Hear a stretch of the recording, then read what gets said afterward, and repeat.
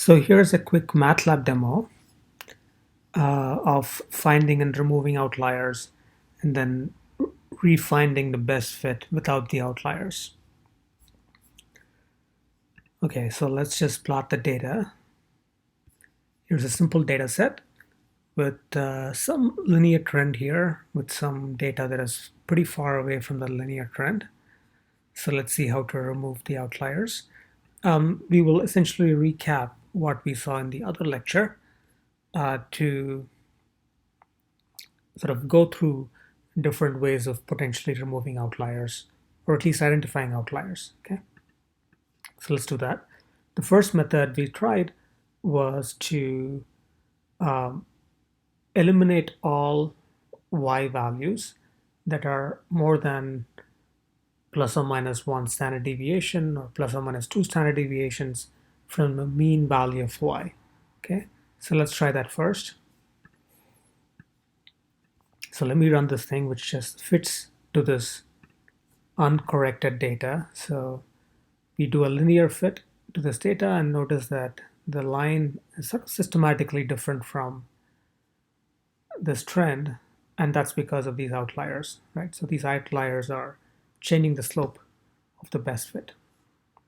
And then here we are computing the standard deviation of y, the mean of y, and then what's called the z-score of y, which is basically y minus the mean of y divided by the standard deviation of y.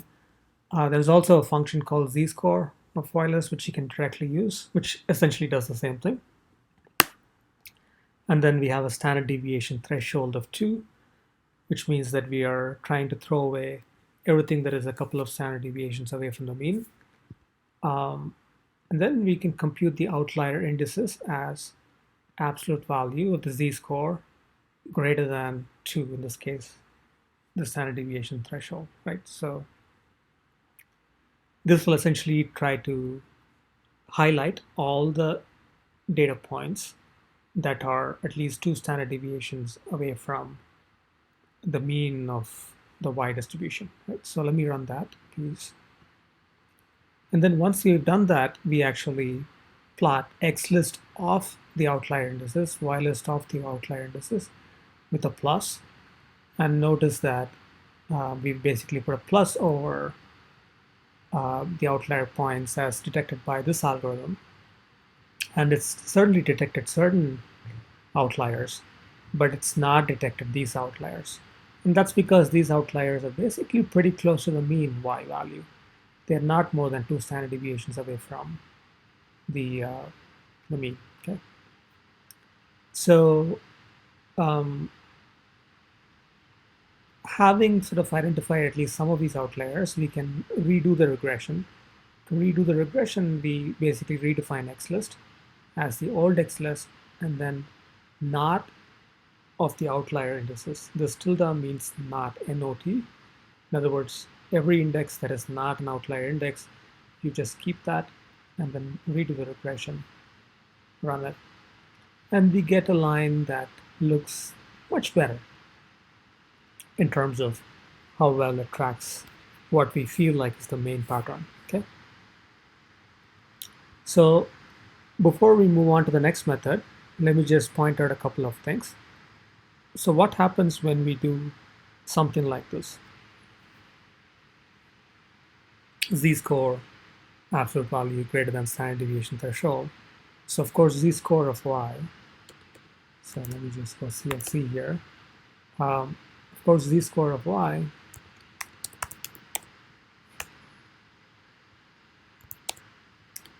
is this quantity, right? So those are the z-scores. Like it tells us how many standard deviations each data point is. This data point is like half a standard deviation away. This data point, on the other hand, is about 5 standard deviations away, very far away, right? So let's actually see what this looks like when we do this. When we do that, press enter. It gives you a list of zeros and ones, right? So whenever this greater than sign or this inequality is true, you get a 1, for instance here, and then when the inequality is not true, you get a 0. So it basically identifies a set of all indices that for which this condition is true. Okay, and then in MATLAB, you can not only call an array with specific indices 1, 2, 3, 4, but you can also call the array with what's called a logical array, right? So this is a logical array: false, false, false, true, true, false, and so on. So if you ask for X list of outlier indices, it will just return those values of X list where the outlier indices are equal to 1, right? So if you just go here and copying that, pasting that in here,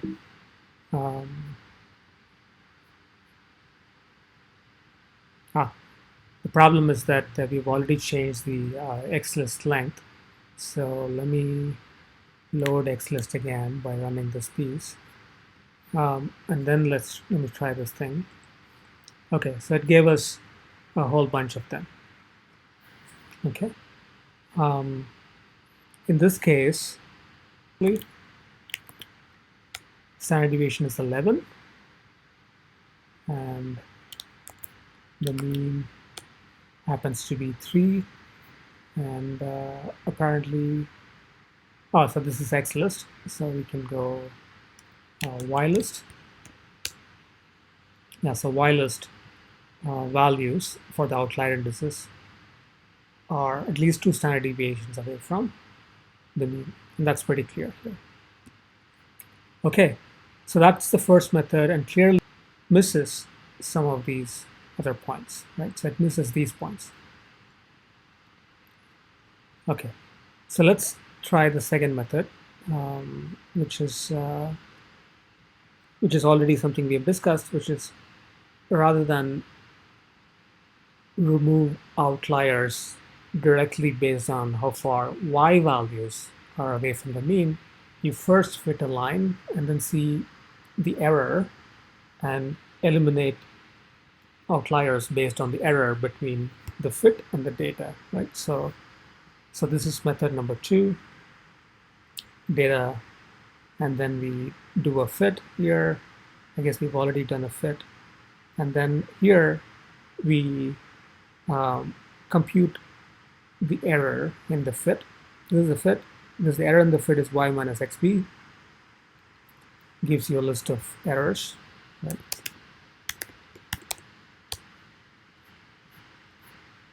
That's a list of errors. And then we can compute a z-score for the error, which is error in the fit minus mean of the error in the fit divided by standard deviation of the error in the fit. And then again, try to look at outliers as being more than 2 standard deviations away from the mean. And this is what we get, right? So we get process here, here, here, here, here. Again, we miss some of these guys. And that is likely because of the fact that the fit itself has been a bit compromised by the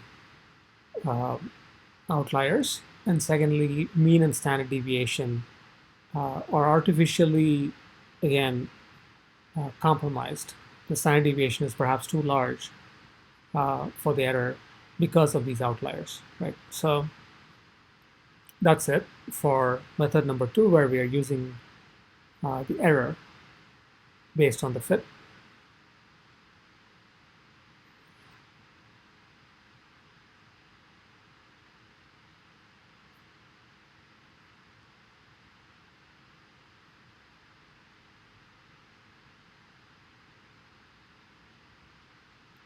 And then we can potentially redo the fit and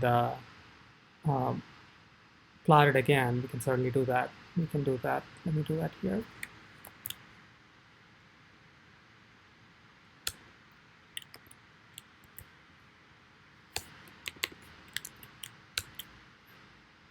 Okay. So once you eliminate these outliers, and redo the regression, this is what you get. Okay, this is where we eliminate the outliers.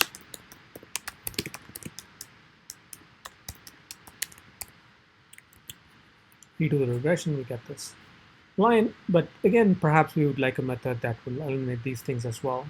Okay, so method number 3.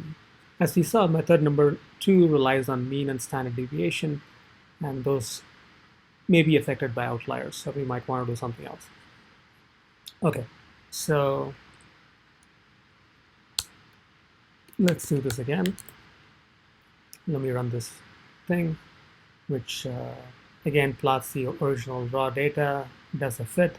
The fit is not quite right. And then now we again compute the error in the fit, which is y minus x times b.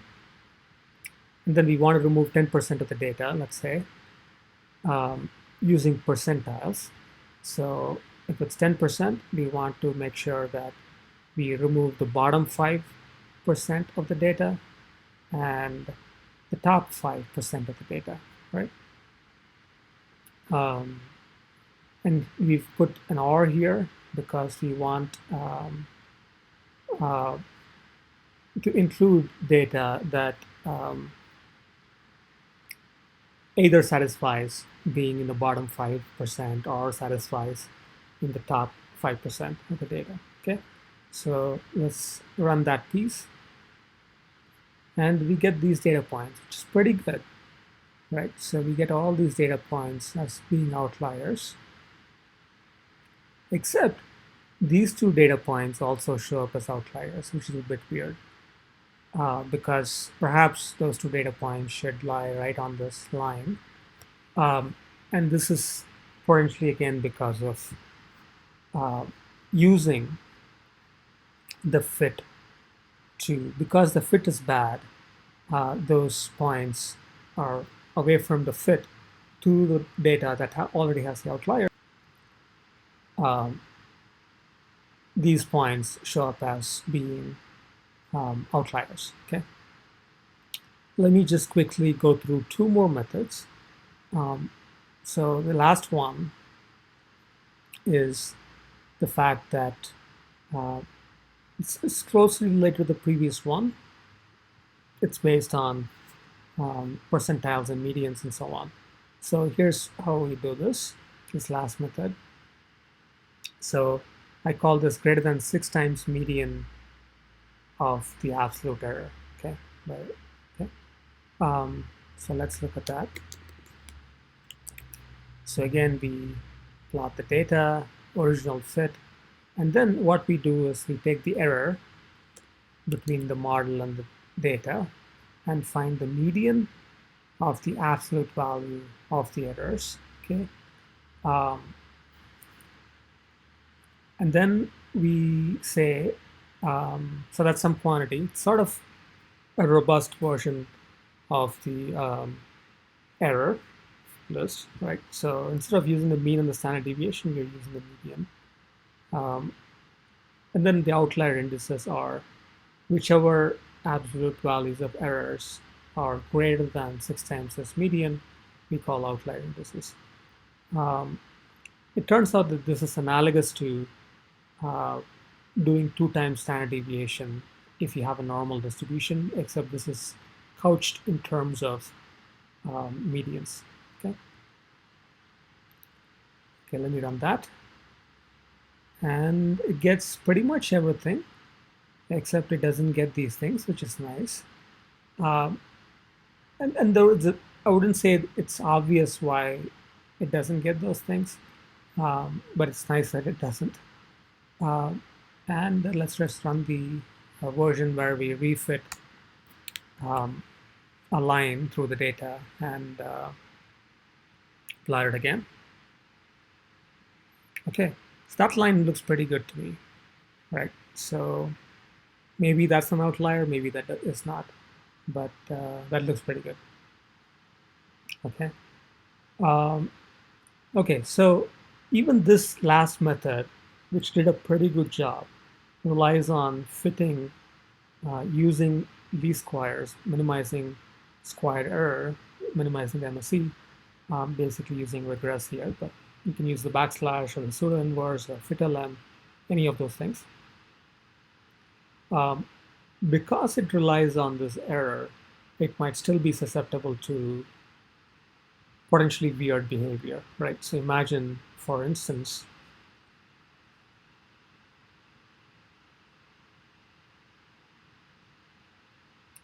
that there are really far away outliers that completely corrupt the nature of the fit so that the fit itself is completely meaningless.